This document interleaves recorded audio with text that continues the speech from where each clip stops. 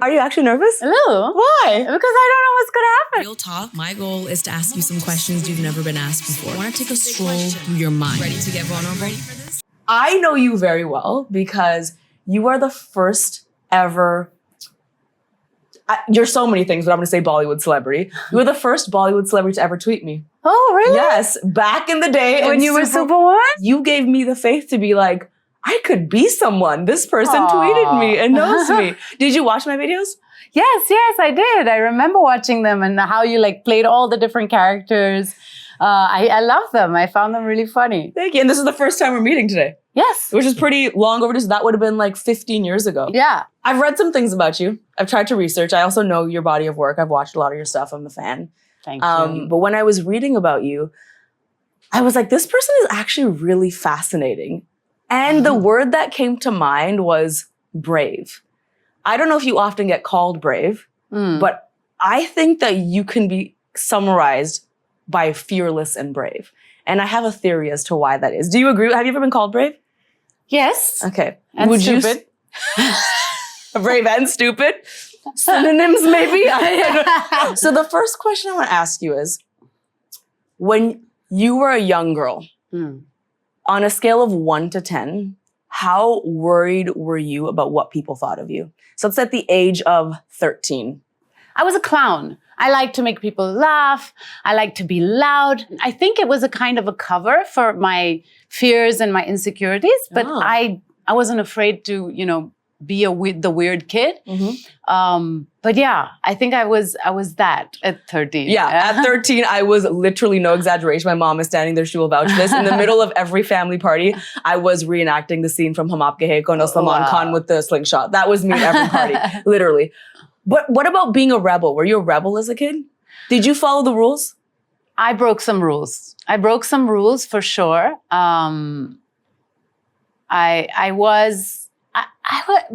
It's funny, because I was such a different, I went to boarding school. I was in a boarding school and at home, I was kind of quiet and well-behaved because my mother was a disciplinarian. She's very, timing, this, that, we have to learn, we have to study and that kind of person. But I was in boarding school and when I was in boarding school, I was the opposite. I was faffing, I was laughing, I was making jokes, So it was like I had these two different personalities. Yeah. So fast forward now. Am I allowed to ask how old you are? I'm going to be 42 next month. Let's go, 42. You look not a day over 25, baby. But also women aging. We love it. Who cares? Yeah.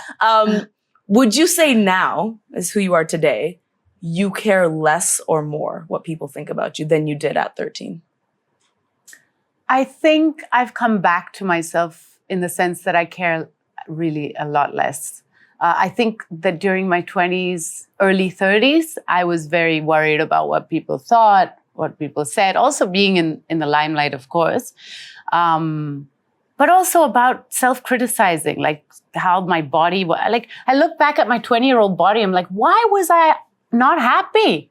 I had the best body in the world. And now I'm just like, okay, I have less of a great body than I did then, but I love it. I'm like, my body has given me so much and I've bounced back after birthing and, injuries and things like that. So I feel 40s is a lot about not giving a F-U-C-K. Yeah. Yeah. And also you can swear and say whatever you want here. Yeah. I think it really is one of those times in women's lives, especially. You have perimenopause kicking in. You have so many changes going on. You have also society kind of rejecting you. You become even if you look at the roles for women over 40, they're a lot less and they're usually like a sidey role and it's like you're the auntie or something. So there's all of that coming in the way that society views women after 40. So you have, of course, it's not like it's easy. You have rage, you have anger, but you don't care. I'm gonna say what I feel. I'm gonna be angry. I'm gonna, because you're not at that place where you're trying to make it in your career. That's earlier. I think at this point you're just like, yeah, whatever. I love that you brought up anger, actually. This is so fascinating because I'm 37. So I'm just a few years younger than you. Yeah. But I feel 5. 5. She's like, quick math. 5, just 5 years. Just 1 episode, just 5 years. So I feel like what I'm learning is that I'm like analyzing my journey of my life to be like, I think the relationship of caring what people think is not linear. It's not like a consistent thing. I think when I was younger, I didn't care. And then in my teens, I was like really rebellious. And then you're right, in my 20s, I really cared what people thought. And a lot of my decisions were governed by what people thought. And as I'm getting older, something in me is changing where I'm like, actually, no, I don't care about being likable in this way anymore. I don't care about being quiet about these things. And with you, why I'm so fascinated is that, you know, you talk about being a rebellious teenager. You broke some rules. You weren't scared of being loud and weird. And then you kind of started to care. And then you've done some pretty incredible things. One of your first roles in a film was playing a prostitute. Made in Heaven, one of my favorite shows. You play a character who someone had an affair with. You've written articles about pay equality between men and women. You've said that you're a feminist. You've said a lot of these things, which I applaud, but I can't help but feel like when you do a lot of those things, there has to be some noise that comes your way. For sure. It can be very aggressive. Whatever you're standing up for, there's going to be like somebody who thinks you're wrong, but not someone who just says, hey, I disagree with you. It's someone who says you should die, you should be raped. You know, it's really, really violent. And social media has allowed that because it's anonymous, because nobody is accountable, really. I mean, okay, you can report it, but there's not much else that happens. There's no consequence for being that way. Whereas when we used to meet in person, if you said that in person to somebody, there would be a consequence. Everybody would be like, hey, that's not the way to be. And, you know, there would be a sense of having to, you know, handle the situation in a different way and find ways to communicate. Yes, social media is very useful. It's amazing to be able to like spread the word about things. But it's not real for me. People are real. The people I step out and see every day, the support system I have around me, the problems I see in my locality, that's real.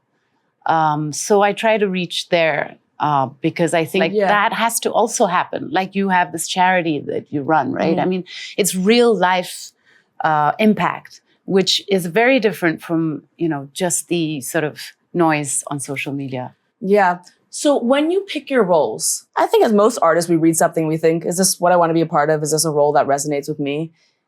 In all honesty, is there ever a voice in your head that's like, I love this role, but this is going to result in some people saying some shit to me. This is going to result in some people being angry. Does that ever run through your mind? Of course. And I've also been almost talked out of things. Like, tell me about that. You know, for example, Margarita with a Straw, when I was reading the script for that, and people were like, don't do this. This isn't like a crazy role. Like, you know, you're dealing with like sexuality as well as disability. No, don't do it. You know, so I've been tried to be talked out of certain roles, which have actually been the most wonderful roles I've ever had. So yeah, of course, that's there. Yeah. I feel like for me, I like to describe myself as like feminist. I really believe in things. I want to stand up for things. But even till this day, I have moments where like fear does dictate some of my decisions. Of course. I mean, I would love to sit here and tell you I'm fearless and I believe in my cause so much that I make every right decision all the time. But no, sometimes whether it's who sits in that chair that I interview, as you can imagine, we have a list of people and every once in a while there'll be a name. And in today's day and age, someone will be like, well, that person is problematic and you shouldn't talk to them for this reason because they said. And then I have to sit there and be like, do I believe in the power of having a conversation over being scared about the internet, being mad about something? So every day in my life, there's a crossroads where I'm like, do I operate out of fear or do I operate from a place that believes in the cause enough? And it's never one answer or the other. I'm still negotiating both of those things, to be honest. In those moments where you feel like, this is scary and this could result in some backlash. Like, for example, you wrote an article about pay equality. I'll be vulnerable and say one of the main times I ever got super dragged on the internet, I mean, like I got torn apart, was because years ago, probably very close to the time you tweeted me, there was this Forbes list of creators. You know, it was like the first or second time Forbes did a list of top creators. And the first year there was a few women on it. And I was like, oh my God, this is amazing. Look how different YouTube is from Hollywood or any other industry. There's women, there's all these diverse people. And the very next year, there was only one woman, and I was the woman. And I had tweeted something like, it's a shame that we're following the trends of other industries where it's male dominated now. And when I tell you the men came for me, they came for me. They were like, why do you think that people need to watch women more? Are you trying to say that we need to give charity to women and that these male creators? So I was just like, wow. And then for years, I never made another comment about pay equality. I never made another comment about money. And I had to reflect on that a lot to be like, you kind of let fear win. So when you talked about pay equality, was that a thing? Did you get that type of reaction? I mean, yeah, I think everything I say, I get reactions. There's all that really nasty stuff that comes out. I don't know. For me, it is real. It's not that I don't get affected. I get really affected. But I feel like you are allowed to take breaks when you feel that fear and anxiety taking over. You have to like take care of yourself. You can't, like, I think Maya Angelou said, nothing works if you don't, you know? So that's the priority. You seem very grounded. You seem so healthy. Like you are mentally healthy, grounded, have some resilience. Oh, no. No, is that not true? I mean, I work very hard at it. I have panic attacks. I have severe anxiety. I mean, who cannot with the world the way it is today? I have a child to raise in this world. I worry about climate change. I worry about how women are treated. I worry about conflict zones. I worry about all of that, of course. I have regular therapy. I feel even my work is therapy, especially with theater and writing. I think for me, it is therapy. It is a way of like articulating what needs to be done, or articulating your rage, or, articulating what, conversations we're not able to have in certain situations. Today, who you are, you feel very comfortable being angry sometimes. Or is there still a voice in your brain that's like, you have to be likable? It's the word likable that I think is weaponized against women. I think a lot of times when I'm making a decision or I want to react a certain way, my brain is going, you got to be likable. Yeah. You got to be likable. Yeah. Make sure you're the girl and the woman, or else they're going to say this. Has that gone away for you? No, of course not. It's there. And there are places where I have to be likable. And it's like, grin and bear it, Where are the places you have to be likable? In this industry. I remember sitting with a producer and having lunch, and he was talking about his ex, who is a beautiful actress, and he was saying she did too much Botox, like she went a bit too crazy, and it looked really bad. And then he casually said, "All you need is a little filler for your laughter lines." And I wanted to stab him with my fork, And I just swallowed a piece of my food, and I looked at him and I said, well, I better stop laughing so much then, So I remember like seething from inside, but trying to make a joke out of it, and, but also looking at him sternly. And, he stopped after that and didn't talk about it. But it's just those ways that people have of, and, I was working with this producer, so, you're not going to be like, you bastard, da, da, da, da, da, da, so. I'll do it for you. Now his full name is, no, I'm kidding. Yeah, and I was like, it's just these subtle ways of people just slipping in comments like this. Or, of course, with the pay, like you find out, like you've been in the industry as long as your colleague, male colleague, but they're getting paid so much more, and you've been paid the same amount for the last how many ever years. Yeah, and I think in those situations, like, what helps me a lot is I have like a very strong girl community, and we're like a strong group, and we speak about everything there, and we share what productions are doing, how much they're charging, what they're doing, so we're also sharing information. Be careful of this one. He's a sleaze, that. So that also is another way that women have always had, I think. We call it gossip, but it's actually a kind of solidarity. It's community. And of like having each other's back and being aware. And even if you make a decision that you are working with something that you're not like fully okay with, but what's going to come, because people have been telling you what it is. Like you're prepared for it. You know, it makes a big difference. Okay, I want to go back to this because this is fascinating to me. I want to go back to this moment you had with this producer. Because you gave me a very specific example where you were like, I need to be likable, which is interesting because in my brain, I'm like, Lily, stop caring about being likable. But what you're saying is that it is important in certain situations, I guess as a survival mechanism, to need to be likable. Did you beat yourself up for your reaction to that producer afterwards? No, but I included it in a performance I did. Really? Yeah. Called I'm Okay, which is about like not being okay after motherhood and postpartum. But I included that story in the performance. And it resonates a lot with women. They know exactly what I'm talking about. And forget about work. We have people in our family that we disagree with politically. We have to have dinner with them. We have to hear them say something that maybe we don't agree with. And we swallow our food and we get, we go on. Because you have to pick and choose the battles. There are places where you can let that out. And there are places where now is not the time. And you maybe in a private situation, you could speak to that uncle and be like, hey, I was a bit disturbed when you said this about women or about politics or whatever. And that conversation can be taken. But there is also situations where you can't. I'm learning so much from you right now. I have a problem with thinking very in binaries. Like, you're this or this. Either you care about being unlikable or you don't care. But what you're saying is like, no, context matters. Nuance matters. Absolutely. Right? Yeah. What are some moments where you're like, actually, this is a moment I do not care about being likable and this is exactly what I'm going to say. What are those moments? Oh, God. I think I've had it a lot with the press. I remember going to do like a gig for an alcohol brand, and a press member asked me, do you think it's okay for women to drink, or some silly question like this? And I was like, do you think it's okay for you to drink? Why are you here? And I started like pointing the questions at him.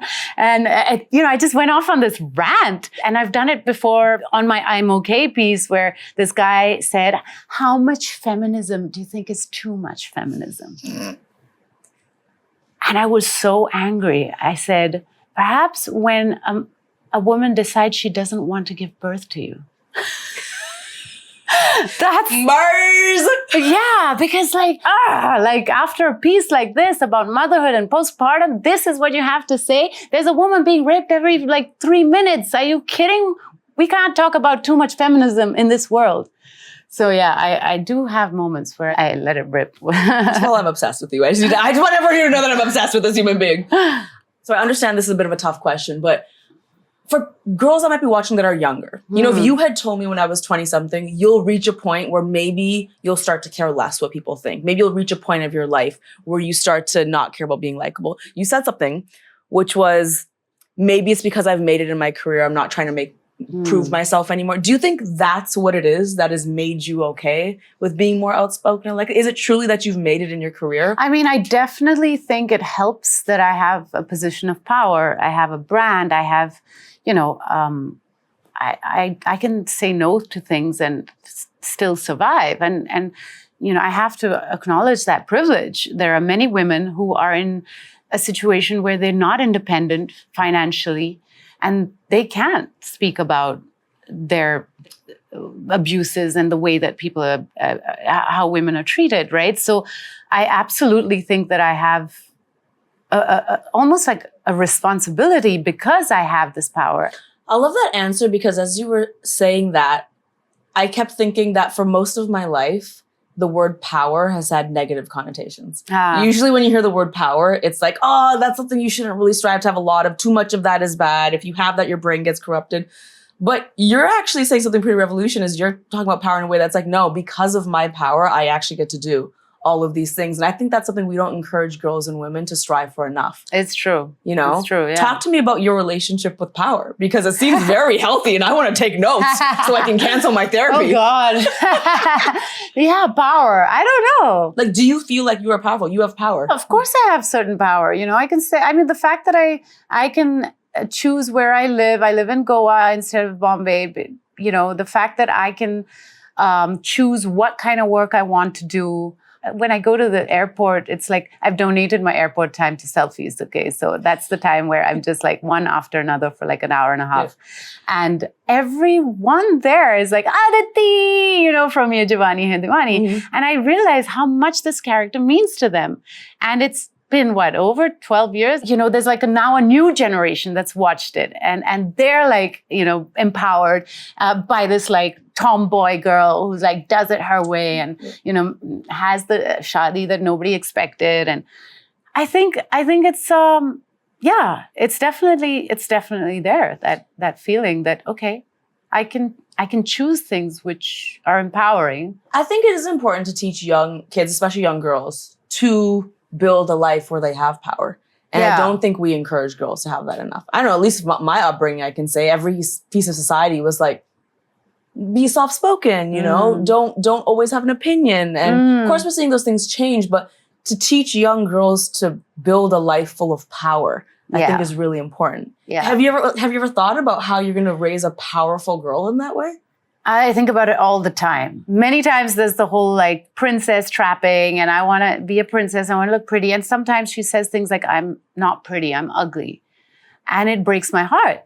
And I think the first time she said, I'm not pretty, I said, of course you are. You're like sunshine. You're the most beautiful person I know. And she said, no, I'm not. And she, you know, she's like, I'm not pretty. I kind of took a step back and I realized actually I should be curious about why she feels that way instead of telling her what she is, you know? So instead I was like, okay, which part of you feels ugly, you know? And then we spoke about an elephant. I said, do you think elephants are beautiful? She said, yes. And I said, okay, but they have like a fat belly. And they have this like long, weird nose. I mean, she's like, oh, yeah. So, you know, but all the time, you know, and I'm like, and sometimes she'll look at me wearing a pretty dress. She's like, you look prettier than me. You have a better dress than me. And I was like, okay, should we like dress as rappers? Because anyway, it's boring to dress in a dress, you know? So this like breaking down, I think is important from an early age. And similarly for boys, I feel like more than the focus on girls, I think we need to focus on how we raise our boys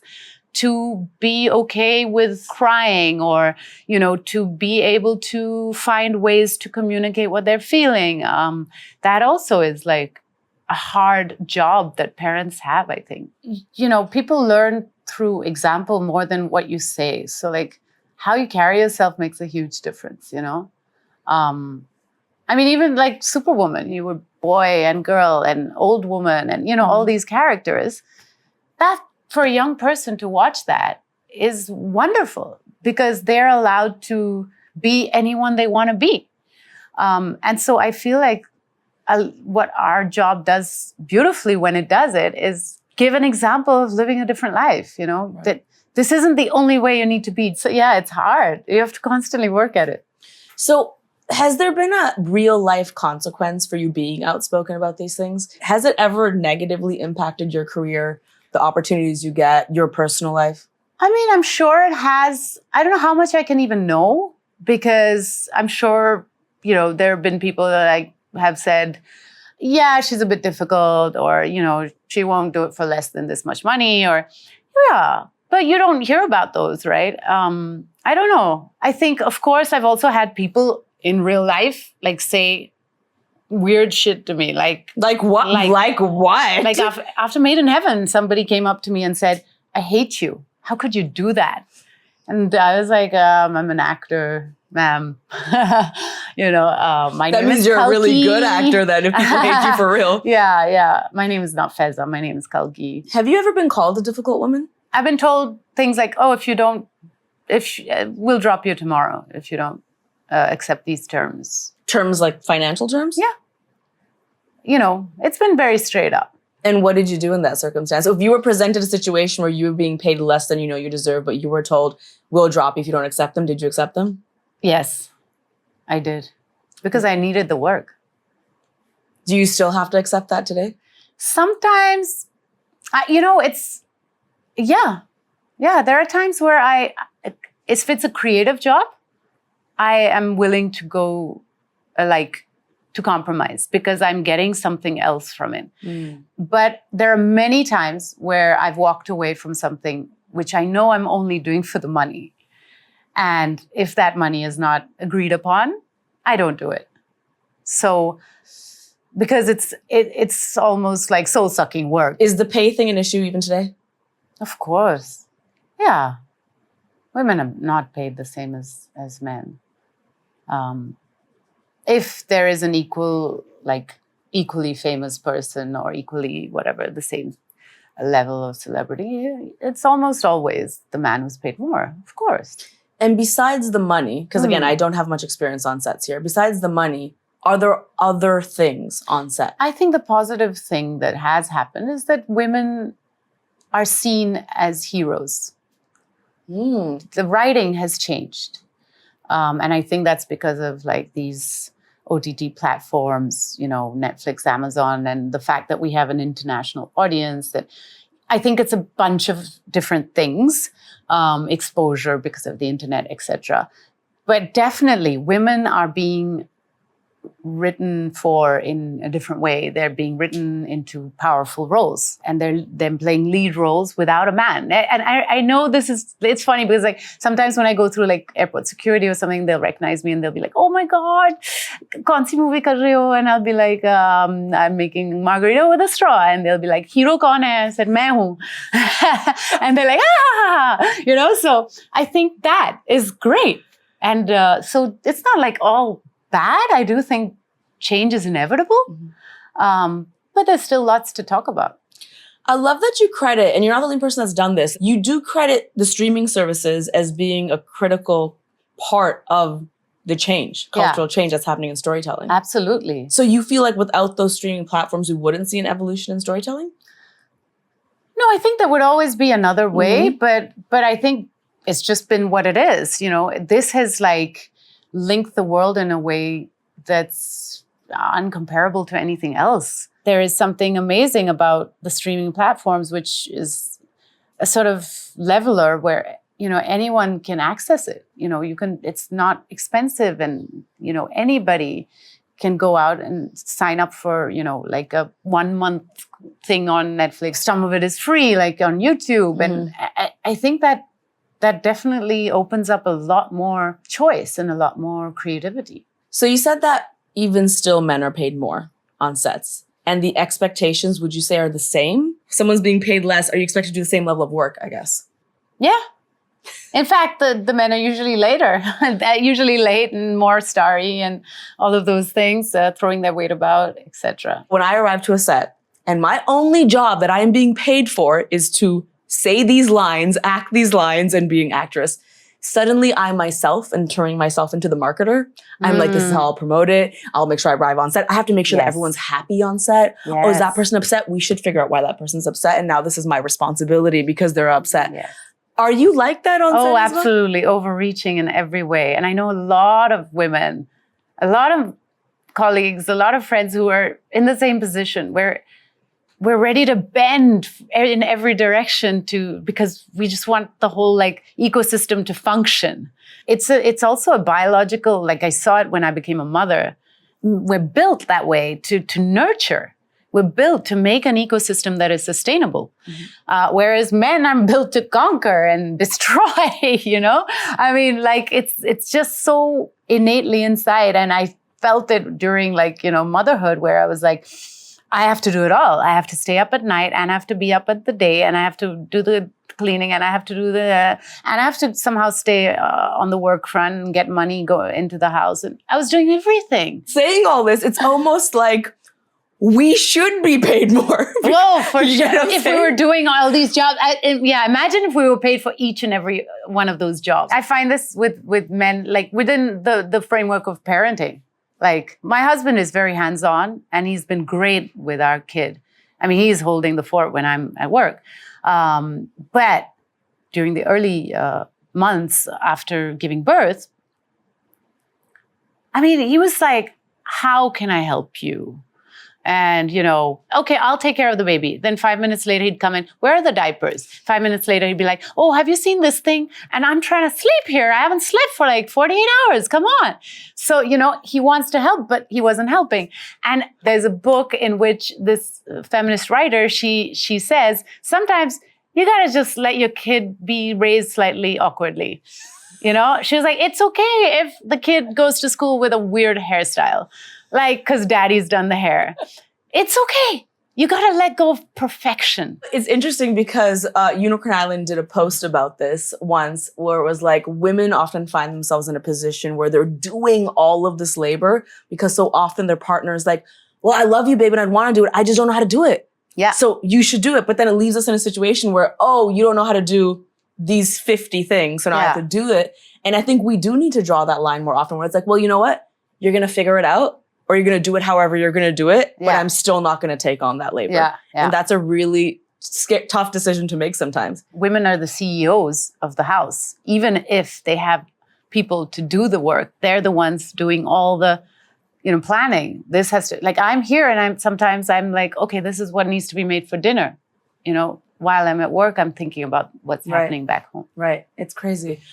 You said that in your 40s, that sometimes you feel invisible in the roles you're given because maybe they're not the most complex role or people write women off in their 40s. You also said in your 20s, there have been moments where you've felt invisible. So I want to ask you, what are some times in your life that you felt the most seen?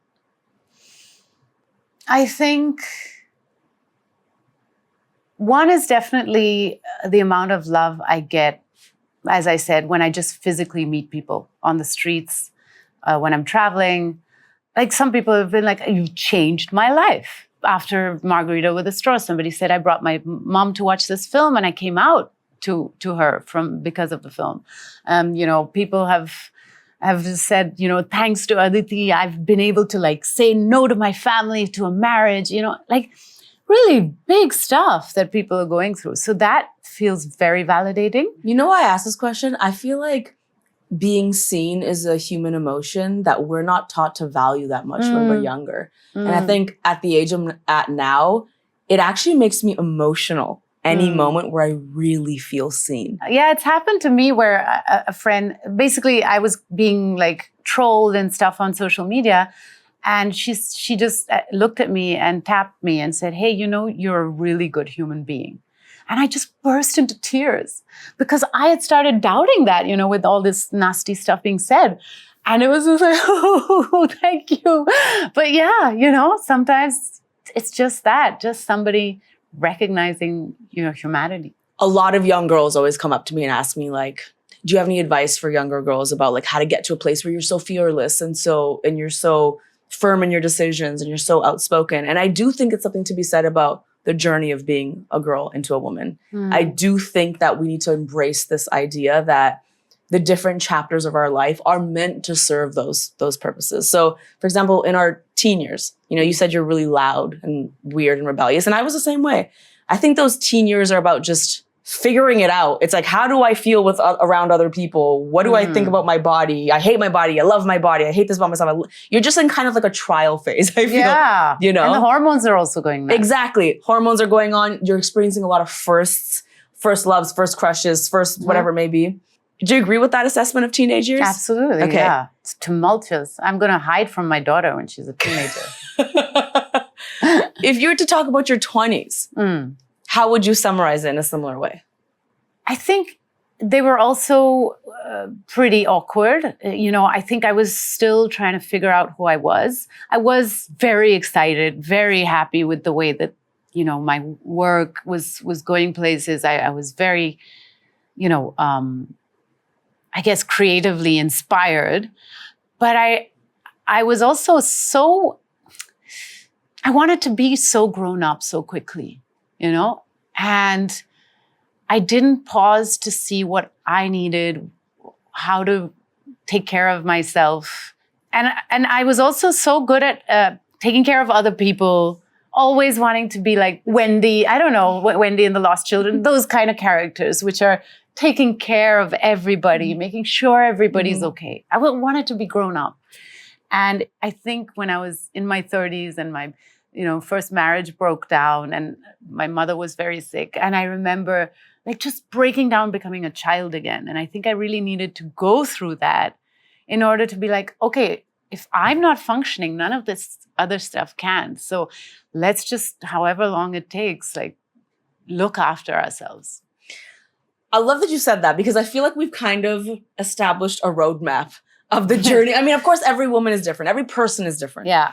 But I do think the journey of a woman is where you go through your teen years, you're awkward, you're figuring it out, you're having a lot of firsts. In your 20s, I really resonate with wanting to grow up fast. Yeah. And not only that, in my 20s, I thought I had it figured out. Yeah. Yeah. In your 30s, I think things fall apart. Mm-hmm. I really don't know any woman in her 30s whose life has not fallen apart. I think that's where you turn back into a kid and you're like, maybe I don't know what my values are. Maybe I don't know how to take care of myself. Maybe I actually have never known how to love myself. Maybe I need to learn how to take care of my own self. You have all these questions. And I do think towards the end of your 30s and into your 40s, as you say, I would like to believe you reach the point where you're like, I'm going to say the things that feel right to me. Yeah. I give myself permission to be angry. I don't need to be likable. I've worked really hard on my career in my place. And I would like to believe that that's how we get there. And all of these young girls, they seem to be figuring out earlier that it's okay if you don't like me and you don't agree with this thing because it's what I want and what makes me comfortable. And I'm hoping they can learn that faster than I did. Yeah. Yeah. I also think, I hope. You have been one of the most open people I've had a conversation with, which I love because I'm so excited for this. Well, I'm hoping you just put all the guards down. Yeah. Let's do some shameless confessions. Okay, go for it. All right, I have some questions and prompts for you. I Okay. need full honest confessions, okay? Here we go. What was the last embarrassing thing you Googled? Last embarrassing, probably some actor's name. That was your friend, probably? That like an actor I'm about to work with. I'm like, okay, which one is this again? Again, because when you go on set, you want to be prepared. Yeah, because there's so many people, right? And like it's hard. Just say my friend. Yeah. That's what I do. How are you, my friend? Yes, exactly. Exactly. Yeah. What is something nice girls aren't supposed to do that you do? I really like sitting like, very like blah.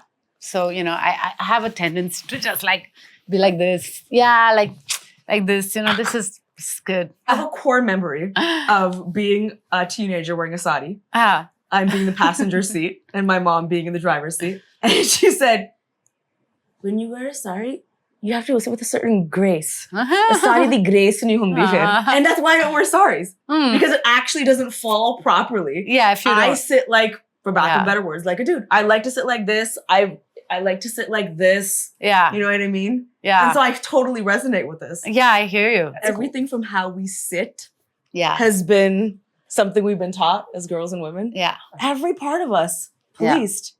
Yeah. How interesting would the world be if we just liberated a little bit? Seriously. Seriously. All right. I like this question. Okay. What's one thing you're amazing at that aunties would disapprove of? Shouting very loudly, especially in like Tamil. I'll be like, "Dey, enna paakrada?" Like that. I like use the theater voice and I just, Yeah. I love using that voice. And I think the aunties at that birthday party were a bit shocked. What's the wildest lie you've ever told to get out of a family function? You must have lied to get out of family stuff before. Yeah, right? yeah. Of course. Of course. Wildest, I don't know. Like I usually I cite work. I just say I'm working. You see that? It's okay to lie sometimes. Yeah. It's okay to lie sometimes. What's one thing you believed about sex when younger that is totally inaccurate? I believe that, it was very romantic. Like I believe that in order to have good sex, you had to have romance and the whole, story behind it. And I realized that's not true.